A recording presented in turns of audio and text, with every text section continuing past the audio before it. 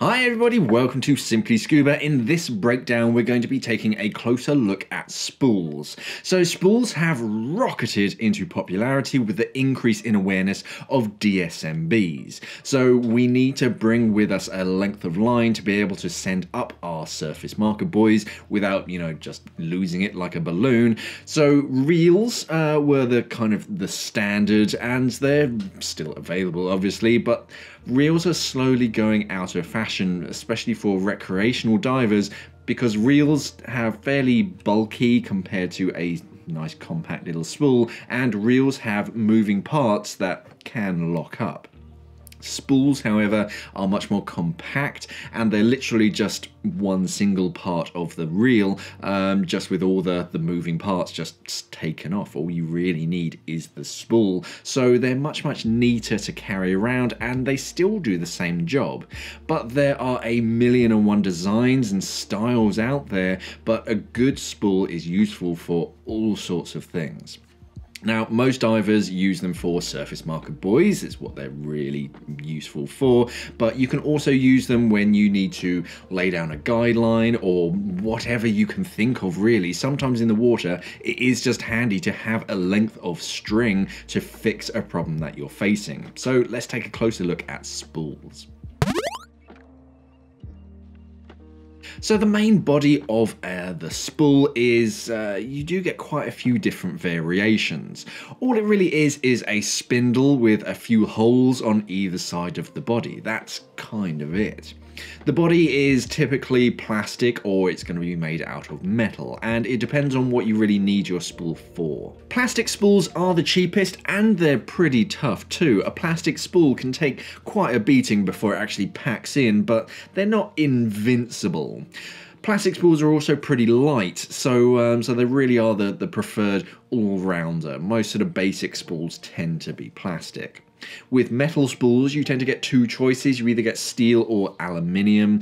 Steel spools are double tough. It's hard to wreck a piece of stainless steel, even if you drop a tank on it, but steel spools tend to be the heaviest. Not bonkers heavy or anything. They're not going to affect your trim, but if you're counting the grams, if you're traveling around, then they are the heavyweight version. Aluminium is much lighter than steel. Aluminium spools are kind of the Goldilocks. They're still light, a bit like a plastic spool, but they're strong. But the aluminium is a fairly expensive metal, so you pick your poison. The body will usually have a hollow center for a finger, a small hole for sort of warm water diving because you've just got bare hands, and you tend to find a larger hole for cold water diving so you can get a gloved finger in. A lot of divers are converting to a pinch grip, where there's less of a hole through the middle of the spool. It's just kind of a dimple, so you can pinch the spool with one hand.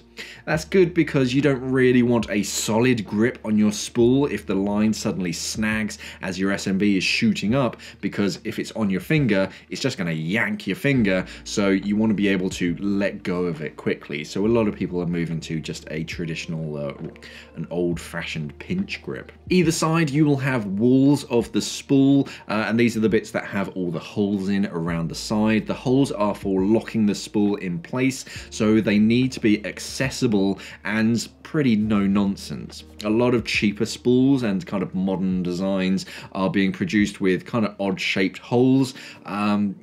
These are a bit of a fad. They're not that practical because you need to be able to push the line through that one of those holes and clip a bolt snap through, so most divers just prefer a standard circle, to be honest.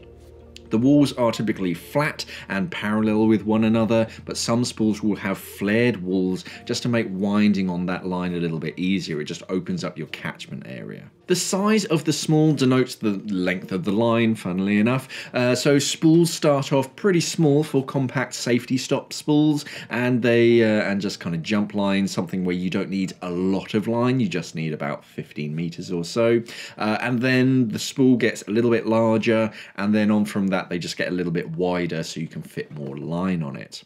For most diving, a 15-meter spool is plenty, and it's a nice compact little size, so they tend to be the smallest. You can find some 5-meter spools, but they're pretty rare. 30-meter spools are usually the most common size. They're that good sort of all-rounder. They've got plenty of line no matter what you kind of want to do. Then you can go up to the 45s and the 60s, but you kind of really... At that point, you know that you need this much line, and that's what you're buying it for. When you are buying a spool though, just double check that it doesn't have too much line on it. A lot of cheap spools will come with 30 meters of line. That's actually on a 15-meter spool, so you can't actually get to the holes, and all that really means is that you need to remove 10 meters of line. So realistically, yeah, you haven't bought a 30-meter spool, you bought a 15. The line itself is usually a pretty standard 2mm braided round nylon line.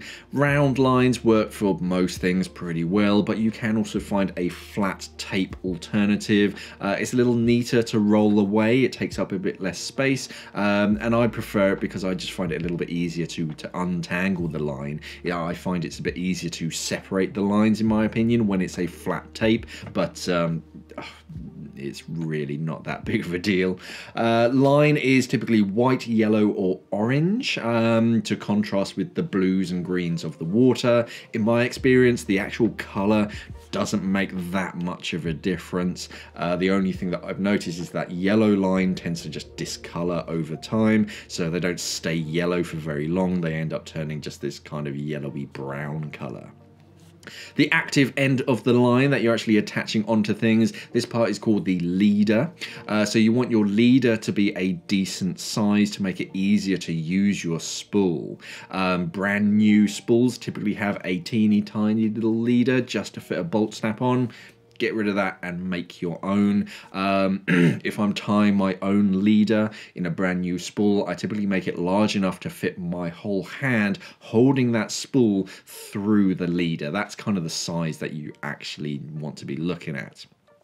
So using a big leader is the quickest way to attach the spool to something, to wrap the line around it, or sort of pass the leader through a D-ring and then pass the spool through that leader, and then you're done. You've got a very simple knot, but it doesn't involve any kind of tying or any D-rings or any bolt snaps or anything. It's a very quick and effective knot.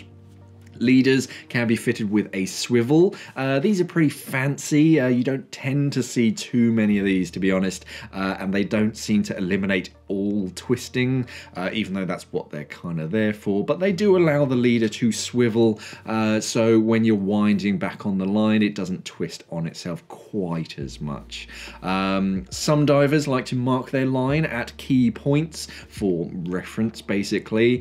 So either use some permanent marker, or you can tie a little knot at sort of 5 meters. So then when you're shallowing up to do your safety stop, you send up your dSMB, and then you can use your spool as a depth reference. You can physically see where 5 meters is. So that's quite handy. But the most important thing about your line is that it is tied onto the body of the spool. If you drop it by accident and the spool starts to unravel, the spool will just keep on going. So make sure when you get a brand new spool that the line is actually tied onto the body of the spool. Using a spool isn't immediately obvious, or at least correct use of a spool isn't immediately obvious, usually because of how they're delivered, especially cheaper spools. The bolt snap should only ever be used to clip the spool to a D-ring for storage and to lock the line when you're not using the spool. A lot of divers, when they first start out, they use the bolt snap to attach the spool to their dSMB, but they then can't lock their line at a certain depth because their bolt snap is up there on the surface with their SMB. So to attach your spool onto a dSMB, it is really easy. So I've got a spool with me here. The first thing is that you're going to take your bolt snap off, then clip that off onto a D-ring, just so that's out of the way because you don't need it at the moment. What I'm going to do is I'm going to take the leader out. And then you've got this big hole that you can fit your hand through. And then I've got my dSMB here. On this sort of D-ring, this is where you're attaching your spool. So you're going to pass the leader through that D-ring, grab hold of the spool, and then pull that through. And you can see we've got a very quick and efficient knot. So we're attached onto our dSMB. You then, with a pinched kind of grip, because you don't really want to put a thumb all the way through or a finger, then you send up your dSMB. The SMB shoots off. And then what you do is you can grab onto your bolt snap, take that again, grab that onto the line, and then you can clip that off onto one of those holes around on the wall of the body. That way the line can't pay out anymore, and that way it kind of locks it in position. So that's quite handy for your safety stop. So you clip it off at 5 meters, and then wherever your spool is, that is 5 meters. Then when you need to wind it back on, just get rid of the, the bolt snap again, and then you can just wind it on nice and easily. Then when you want to sort of put your spool away, we're just going to take it off of the SMB quickly. So when a spool typically comes through your front door, it's in its packaging, a lot of the time it will be attached with the bolt snap, something like that.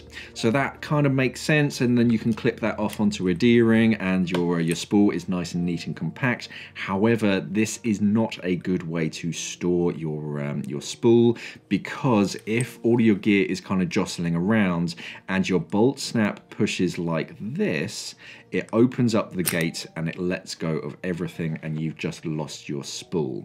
So actually the better way to do it is to get about 6 inches of your leader and then pass that through the closest hole. That's typically why some spools have this section here, which is kind of a hardened kind of tip, so you can pass it through nice and easily. And then you still have a bit of a loop, use your bolt snap, clip off onto it, and then wrap it around the bolt snap and then pass it back through the gate. Then you can still clip it off, but no matter how that kind of jingles and jangles and moves around sort of on that D-ring, it's never going to undo itself. So that's a nice safe way to lock off your spool, so you can clip it onto a D-ring and it's not going to go anywhere. Okay guys, so that was Spools, a very useful tool for all sorts of different uses in and out of the water, because you can make a makeshift drying washing line to sort of hang your gear over. They're very, very useful, so I definitely recommend Spools, and I definitely prefer them to reels. Reels are good because they've got a nice sort of ratchet motion, or you can get some with like a grub lock, but I just find they're a bit big and bulky for my use. So yeah, most of the time, if I'm diving in warmer waters, I just tend to bring a small sort of 15-meter spool, just for sort of safety stops and recreational diving, and then I just have sort of a 30-meter spool for anything a little bit more sort of strenuous or bigger. But realistically, all we really need is a 15-meter, or actually sort of a little bit less, sort of something around sort of 10 meters or something. So you've got a bit of excess for when you're doing your safety stops, but nothing too big that's going to take up too much space on a D-ring or in a pocket. But what do you prefer? Let us know down in the comments below. Do you prefer kind of cheap plastic spools because they're fairly inexpensive? If it breaks, then fine, they're pretty cheap. Or do you prefer something a little bit nicer, a bit more of an investment, because it's a bit stronger, it's got more features? Who knows? Let us know down in the comments below. Don't forget to subscribe to the Simply Scuba channel for more like this. Thank you for watching, and of course, safe diving.